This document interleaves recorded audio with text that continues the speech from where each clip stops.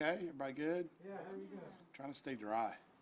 I was asking, is that a booking photo or a driver's license picture? A driver's license picture. Do you guys have a booking photo yet? It's out in Montgomery County. Well, yeah, in Montgomery County is where he is. I have some photos of the arrest I can send you after we wrap. Yeah, That'd be great. yeah, for sure. This is late here. All right.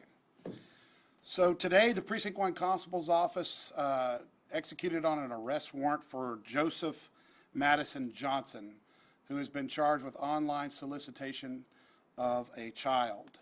Mr. Johnson is the head baseball coach, history teacher at Caney High School in Conroe ISD, Montgomery County.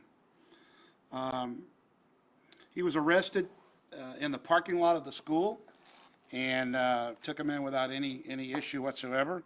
The arrest came after a 5-month investigation by my office, and it involved the Internet Crimes Against Children Task Force.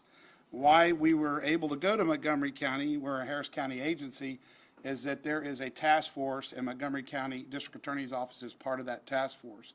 So this case led to Montgomery County because a lot of the solicitation happened while on school grounds. The Harris County Precinct 1 Constable's Office and the Montgomery County District Attorney's Office, again, are affiliates of the Metro Internet Crimes Against Children Task Force. This suspect made online solicitation of what he thought was a 14 and 16-year-old female. He communicated with them over an extended period of time. He sent some explicit pictures of himself. And they did attempt to set up a meeting location in the Woodlands. It didn't come to fruition. Otherwise, he would have been charged on online solicitation that involved the meeting of a minor. It's a very disturbing case. We're talking about an individual who is charged with taking care of kids every single day in a classroom environment, on a baseball field. And this just betrays the trust of all those children. And I can just tell you I'm happy. It took 5 months to do this investigation, but I am very pleased that this arrest happened. And now we are seeking to find if there are any more victims. We believe very strongly that there are more victims that we need to talk to based on his assertions during our interview. So we would like the public, and please, put his picture out so that we can find other victims. This agency's always been about victim advocacy, and we're going to continue to be that. And somebody that's targeting 14 and 16-year-old children, we need off the street. And so I'm so proud of the work our officers did in this undercover capacity. They did a great job, and we were able to get this person off of the streets. He's going to be booked in the Montgomery County Jail. And the case is pending in Montgomery County. There is another component, and we are working with our local district attorney's office, Kim Ogg's office, and potentially filing additional charges in Harris County. We're working very closely with our district attorney's office to file additional charges because some of the online solicitation took place in Harris County at this at Mr. Johnson's residence. So we're going to be working diligently on that. And again, any victims, please contact our office. We would love to hear from you. Or you can call the Internet Crimes Against Children hotline at 713-222-4929. Please come forward. We want to be helpful to you and treat you as the victim that you are. And at that point, I'm happy to answer any questions. Just to clarify, so you were saying other victims. Is there a victim that you've identified right now other than the undercover officer? No, it's just the undercover officers, but I can tell you that there are victims, and based on our conversation with them. So that's why we're really having this press conference, just to try to find those victims. But good point of clarification. Can you tell us by which medium he first reached out to this, supposed 16 and 14-year-old? Like, what parents need to know about how easy it was for him to get a hold of teenagers? It's a very good question, and we message this constantly. Please don't allow your children to sit up in their rooms at 10 o'clock at night and throughout the night and allow your children to surf the internet, because these predators are out there. And so you've got to have a mechanism. I myself believe that, children that are teenagers, you should track who they're communicating with, what platforms they're going to, who they're texting with.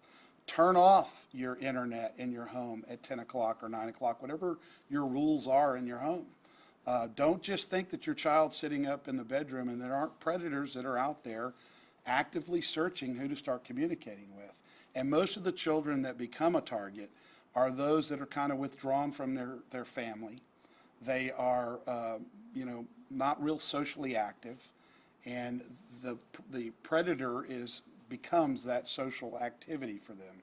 So you've got to be engaged. Parents, you've got to be engaged in your kids' social media platforms at all times. I'm a huge, huge believer of that, and there are a lot of platforms. This was just done through via social media and text messaging, where he exchanged, a lot of photos of himself and of other kids, and was trying to get him to send pictures of what he thought was a 14, 16-year-old child, female. He sent the 14 and 16, the undercover officers, pictures of other children? He attempted to he sent pictures of himself, and then he was trying to get pictures of them sent to him. Was he posing as a 14, 16-year-old, or he was? No, he never really gave his age. He didn't. A lot of it took place at the school, and he attempted to set up a meeting place in the Woodlands, and stated that they could go back to the school to have, some private time. So, thankfully that didn't happen. Thankfully there were officers on the other side of this phone. So he worked for the school district for a long time? I don't think it was a long time. I think he started there, do we know that? I thought it was 2020, that's, yeah. I thought it was 2012 was the prior school. That was Alden, yes. He's worked at multiple campuses, school environments. Yes, So he my has. question is, have you checked in with these school districts to find out if he's ever been investigated before?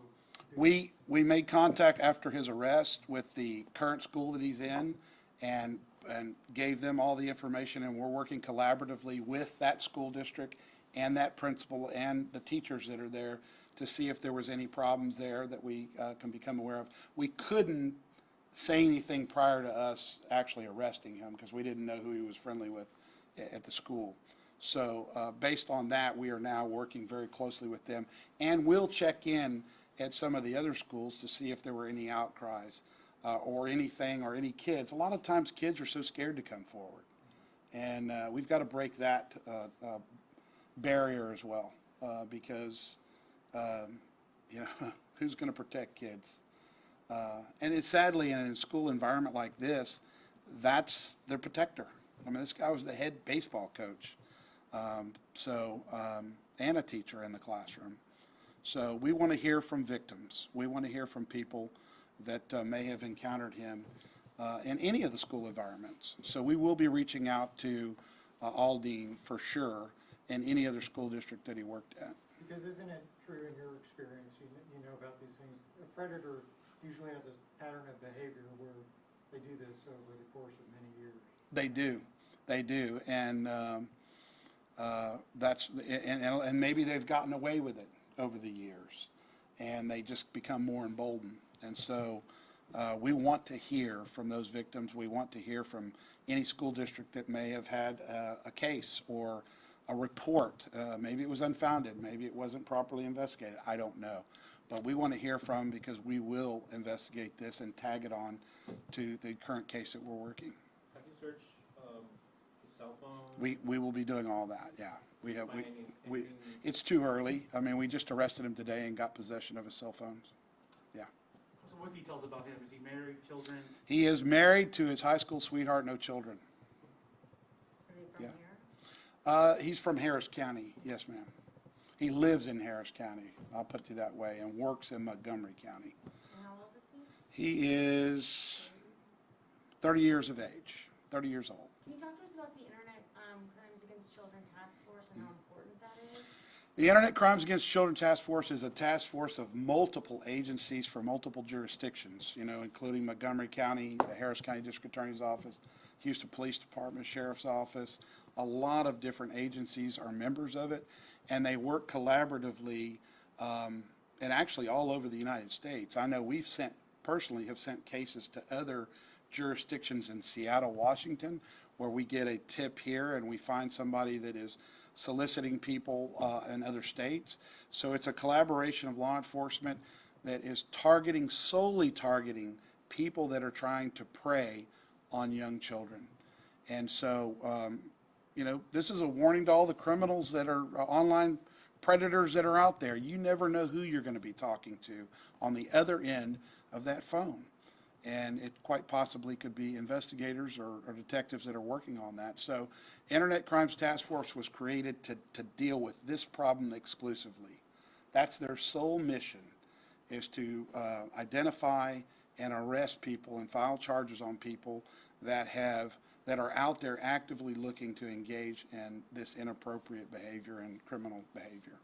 You believe by making the arrest today, you saved other children's lives? I pray to God that we did, and that's why we do it, because our goal is not only to arrest the person that did it, but we want to prevent that activity from happening in the future.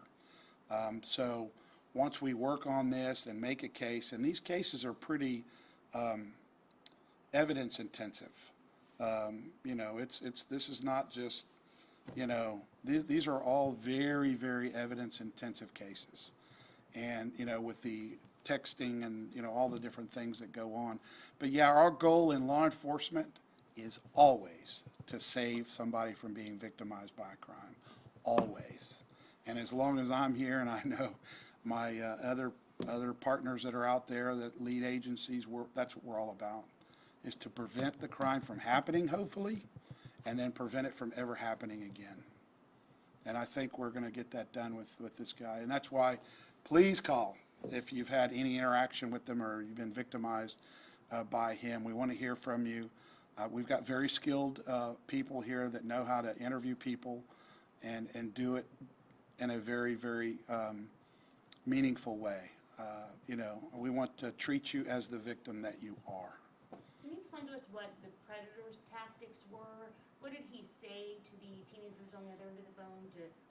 What was his characteristic like to keep them drawn in, to lure them into a relationship? I don't want to go into the craft of what they do, because I certainly don't want to give our criminals that are actively out there doing that a basis to try to work around how we do it.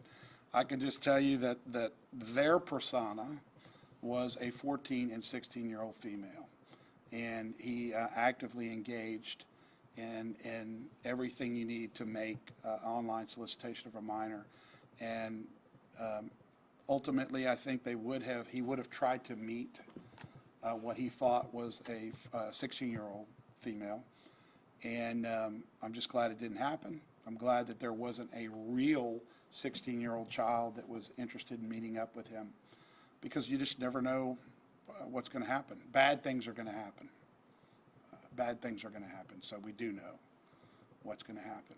We have time for one more question. Was that done through text messages or through special social? Text messaging. It started out on social media, and then it morphs into text messaging.